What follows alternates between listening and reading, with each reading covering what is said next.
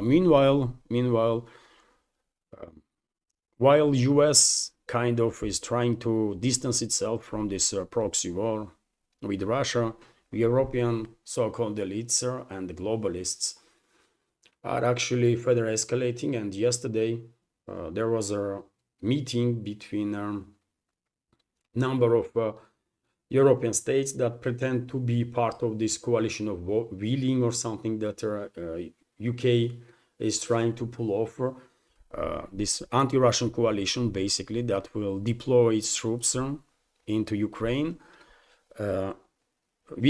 despite the Russian warnings that these troops would not be considered as peacekeepers. These troops will be considered as combatants and will be dealt accordingly.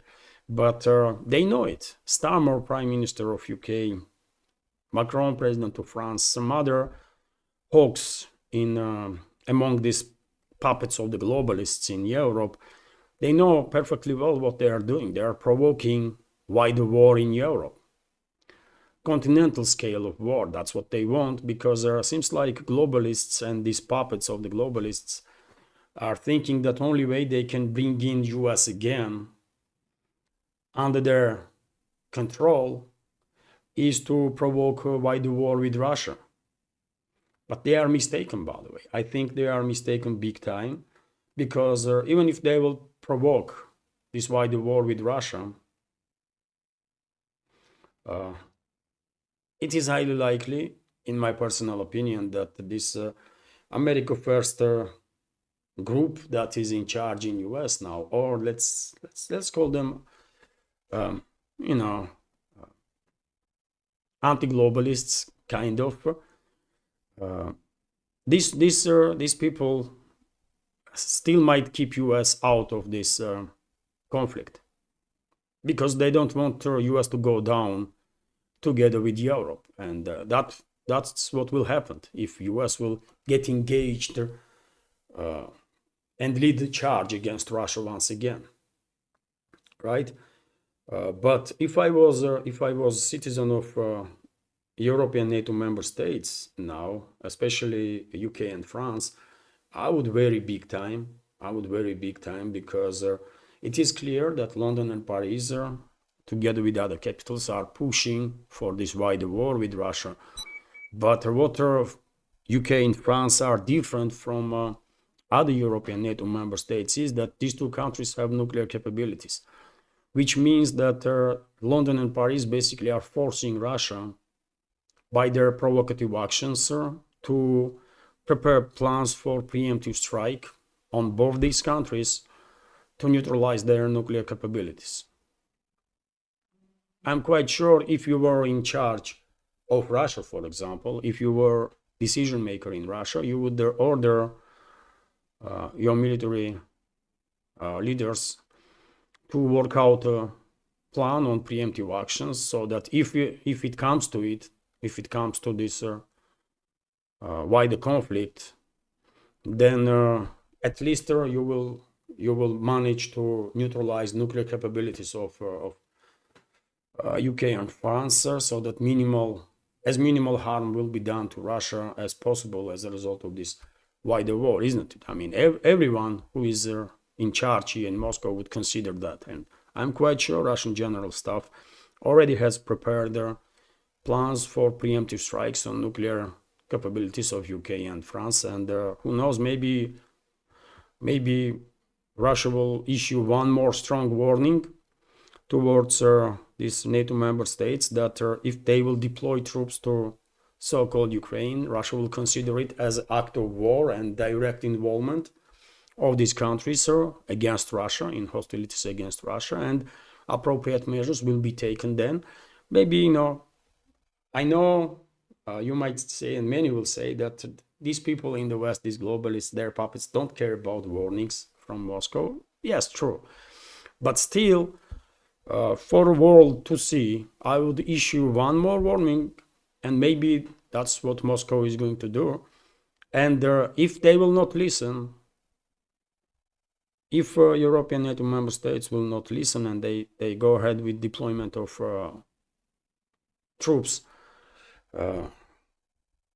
into this former Soviet Republic, Ukraine, then on the very first hour, these troops will cross border with Ukraine. I would authorize preemptive strikes on nuclear capabilities of nuclear and military capabilities of both these countries, by the way, UK and France, first of all, although this preemptive strike might happen on military capabilities of some other NATO member states to make sure that, first of all, UK and France has no more nuclear weapons, nuclear carriers, being submarines or aircrafts or whatever. And also to make sure that NATO member states that are involved or will be involved in this war against Russia will have no long-range means. That means destruction of airfields. That means destruction of maritime bases. It's going to be something big, right? I hope it will not happen, and I'm quite sure majority of people here in Russia hopes that this conflict will end and the West will no longer escalate with us. But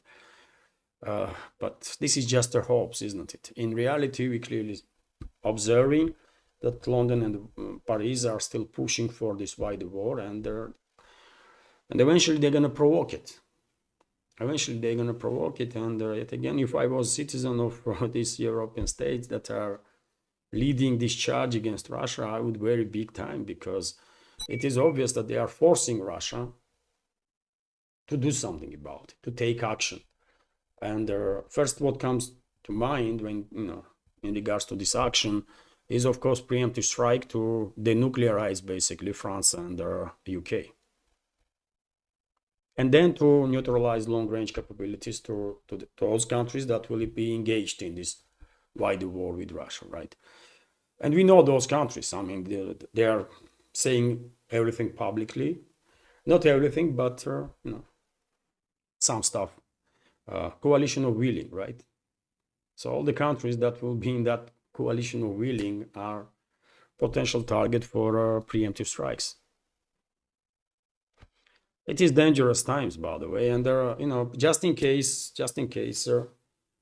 if I was in charge, I will make sure that Washington is well aware what might happen, and I will just say it as it is. I mean, if you get engaged in these hostilities on the side of Russian enemies, then that will be end of humanity. That will be end of US. That will be end of every other country in this world, and end of humanity in general. And I will strongly recommend US to stay out of this fight, because this proxy war should never happen. Western ruling class should never start this proxy war, and the US should never get involved in this proxy war. It was their mistake in the calculations of the Western ruling class. Anyways, dear friends, situation is really dangerous, and we are getting closer and closer to this wider war, and I'm a bit shocked, to be honest, that I see no large-scale protest anti-war movements in European states. I remember when US and this NATO coalition basically was preparing attacks on Iraq on false narrative of WMD and so on, weapons of mass destruction and so on. There was a huger protest movement, anti-war movement in Europe, even in US, although US public is more militarized anyways, and there seems like the majority there are always in support of some wars, but or used to be at least, maybe not anymore. But anyways, at the time, some 20 years ago, by the way, there was this strong anti-war movement, isn't it?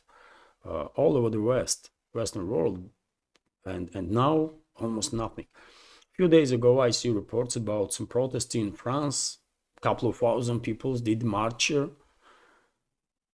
and demanded de-escalation with Russia. But this is drop, not even drop in the ocean, by the way, from what is needed, isn't it? And where these protests are, do people not really understand how dangerous all these provocations are that their elites are conducting? I mean, I just don't get it, man.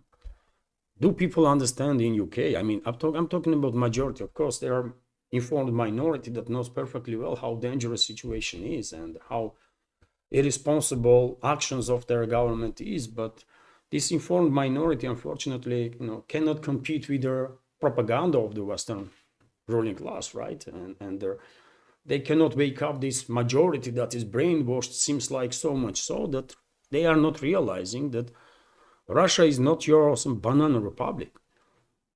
Your government is openly talking about deploying troops into Ukraine. Russia said we will treat them as a combatants, which means why the war, right? And you still not protesting, not demanding from your government to de-escalate, because if things go down in dramatic way, then once again, Russia is a nuclear powerhouse, and who said that Russia will fight against NATO member states with conventional weapons only? And why should Russia fight NATO member states with conventional weapons?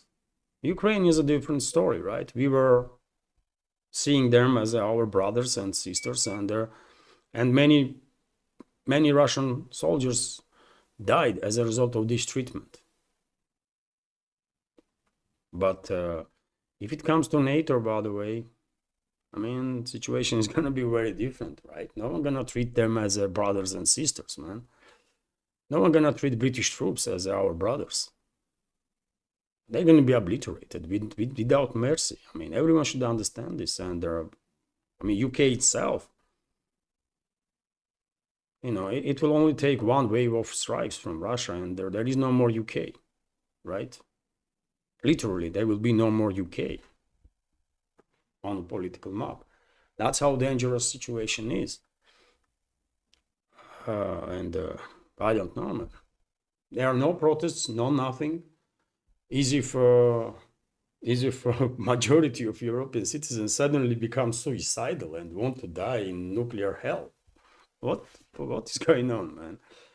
Dangerous times, by the way. And once again, because of these extremists in the governments of European states, especially nuclear ones, France and UK, Russia just has no option but to work out on preemptive strikes to denuclearize these countries, right? It is necessary. I live in Moscow, by the way, and I'm quite sure if why the war is provoked by globalists, by European elites, one of the main target of their nuclear warheads will be in Moscow, right? I live in Moscow with my family. So I see this as an existential threat. So therefore, of course, me as an ordinary citizen want and demand from Russian government to neutralize threats that we are facing. And if that means a preemptive strike on nuclear capabilities of France and UK, then be it. That's it. It's not us that sending troops to their territory, right? It's there that are sending troops against us and weapons and so on.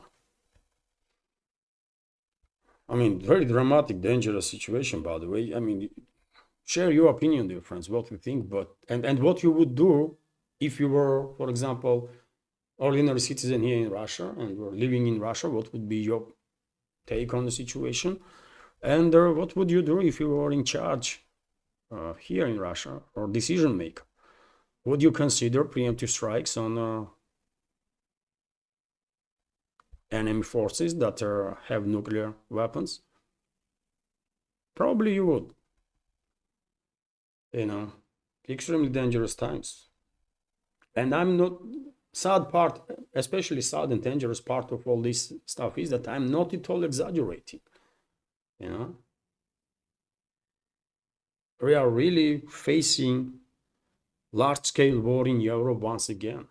which is going to be provoked by European states. I mean, First World War was provoked by European states, European so-called elites. Second World War was provoked by Western so-called elites, European so-called elites, and now they want to do it third time. Crazy. It's crazy. And look at the Macron, by the way, what he is saying, that Europe can send troops to Ukraine without Russia's consent. So Emmanuel Macron, in an interview with Le Parisien, admitted that European countries can send peacekeepers, so-called peacekeepers, to Ukraine if Kiev sends corresponding request. Russia's opinion will not be taken into account, the French president said. I mean, this is war, but this is large-scale war between NATO's European members and Russia. That's what they are pushing for, and I don't know.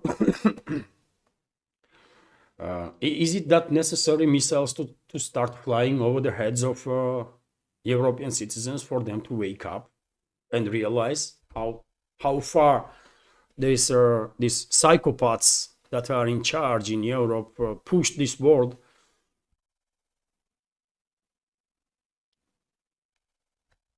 I don't know, man. This is crazy.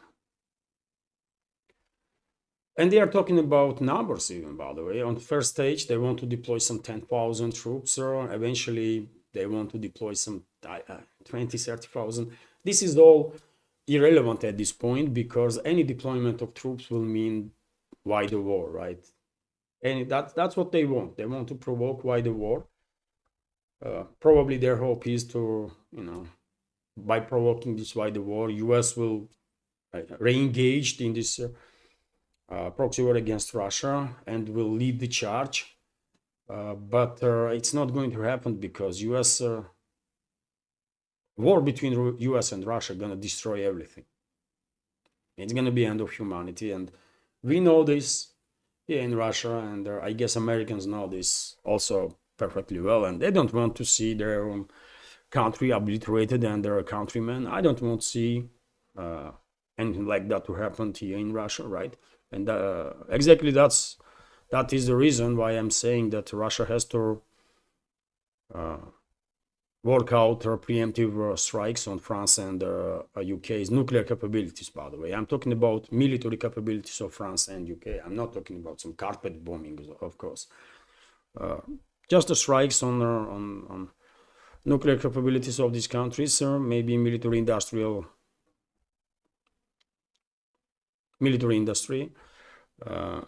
and long-range capabilities. That would be enough, I guess, to bring Western elites to their senses. But nuclear capabilities of Europe has to be neutralized for sure. I mean, Russia can no longer tolerate nuclear France and nuclear UK. It's just too dangerous. These countries are run historically by some psychopaths and mentally ill elements, historically speaking. And before, US had a kind of strong grip on the situation, right? But now it seems like there is a real drift between US and Europe. And while US grip is weakening, France and UK are becoming to pose such a level of danger for Russia that these countries' nuclear capabilities can no longer be tolerated. It's just too dangerous, man. We have to take some actions to make sure that they're not gonna pose a threat to tens of millions of our citizens with their nukes. Anyway, situation is dangerous, dear friends. They are openly preparing wider war, provoking wider war. And I don't even know if there is anything right now that really can stop these European states. US, theoretically speaking, can try at least to influence European so-called elites, but I mean, would they listen? Would they listen to US administration? I have some doubts about that. Hello everyone. If you find this video interesting and useful, please click that like button, leave some commentary and share with your friends. If you like my work and want to support this project, you can do it through several means. All the links are on this video in the description box and in the pinned comment, including links to my Patreon and Boosty pages, where you can have access to full shows in case you are interested. Thank you.